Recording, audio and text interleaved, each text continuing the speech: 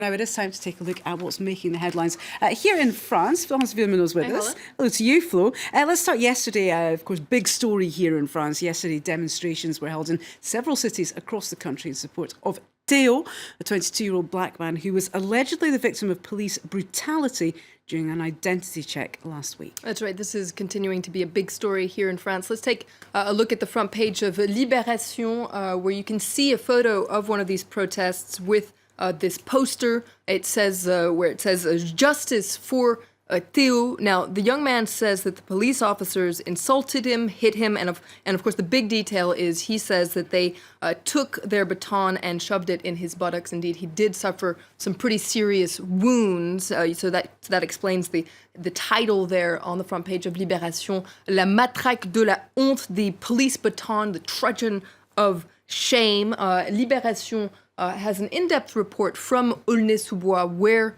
this incident took place, so a suburb in the north of Paris. Libération met with Theo's family, also many of the young people who live there, who say that there's a kind of a cat and dog race, or cat and mouse race that takes place between the police and young people. This kind of harassment that goes in both directions that is essentially permanent in Aulnay-sous-Bois. This is unlikely to calm things, is it, Flo? But an initial police investigation has found that the injuries were not inflicted intentionally, but accidentally. I'm not sure how that works. That's accidentally. Right. A lot of people are upset by this initial police investigation. There's a very interesting piece in Slate here that points out that the 4 police officers involved in the incident have been suspended. They've been placed under formal investigation. But meanwhile, several young people arrested during anti-police rioting that we've seen ever since, they have been judged. In fact, 2 of these young people from Aulnay-sous-Bois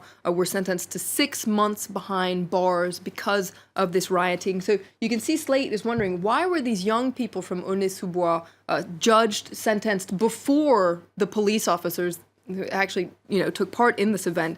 Does the justice system here in France work at 2 speeds? Is it summary for some and more lenient for others? Well, Slate says this certainly does beg the question. Okay, lots of questions for the French police to answer. But let's move on to something completely different now. Le Figaro is focusing on a growing movement here in France, the anti-vaccination movement. That's right, the anti-vaxxers. We've heard a lot about this movement in the States. Well, Le Figaro is reporting what's happening here in France. You can see it's talking about the worrying defiance of French people when it comes to vaccinations. Authorities are having a harder and harder time convincing people of the importance of vaccinations. According to Le Figaro, they have a poll that says that in 2010, so it's a little bit of an old poll, but it's still interesting, 40% of French people had a negative view of vaccinations, and they compared that to in 2005, so 5 years previously, when only, fewer than 10% had a negative view. So it seems like there's definitely a movement here in France. It'd be interesting to see what that poll would say today. But of course, the Figaro are very critical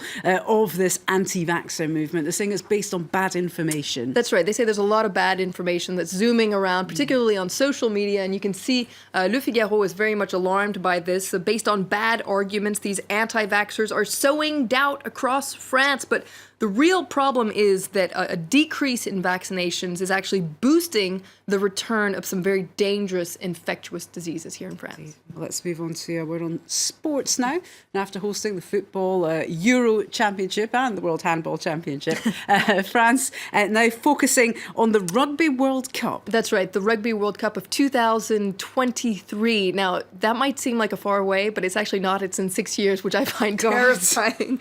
But you can see here, L'Equipe, the Sports Daily, is focusing on how France wants to host that 2023 World Cup. It's going to be tough. There's some tough competition, including Ireland and South Africa, who also want to host that World Cup. But what's interesting is France actually has a lot of cards in its favor. For instance, it also wants to host the 2024 Olympics. So it might seem a little greedy, but it also actually is in France's favor because it means they have a lot of infrastructure that's going to be available. Also, France is kind of on a roll. We just had the Euro Football Cup, so this could be in France's favor. They definitely seem like they have a lot of experience and in organizing these sporting events, and which have been quite a success here in France. Absolutely. Let's end with a story that's very French. The 2017 issue of the Michelin Restaurant and Hotel Guide was released yesterday, and it's arguably the most important event in the food food world. Absolutely. You know how much France worships food. Yes. Well, the Michelin guide, when the results come out, it's kind of like the Oscars here in France. People are,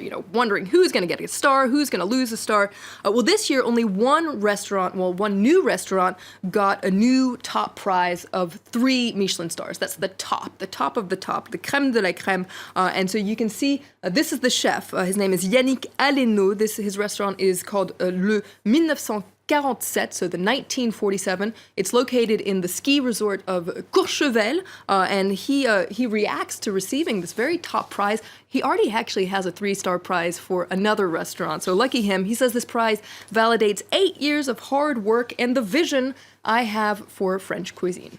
Okay, and it's this year there's only one new 3-star restaurant, but plenty more 1 and 2 stars to go around, and it's a source of regional pride, isn't it, Flo? That's right. It's really funny to look at the regional press here in France. A lot of chefs are on the front pages today. Let's take you around France here. You can see La Voix du Nord, so this is a paper from the north of France, Lille. More and more stars in the region. You can see a lot of pride here. The photo there is Alexandre Gauthier. He just got a 2nd star, one of 15 chefs in the region. Sud-Ouest, meanwhile, and down in the Basque Country, they're talking about 2 extra stars for the Basque Country. If you take a look at that paper, you can see the photo of another chef on their front page. Just take you around one more time. La Dépêche, which is based in Toulouse. They're talking about another chef who was born under a lucky star. This is Jérémy Morin, who actually got his star back. He'd lost a star. He got it back. Good for him.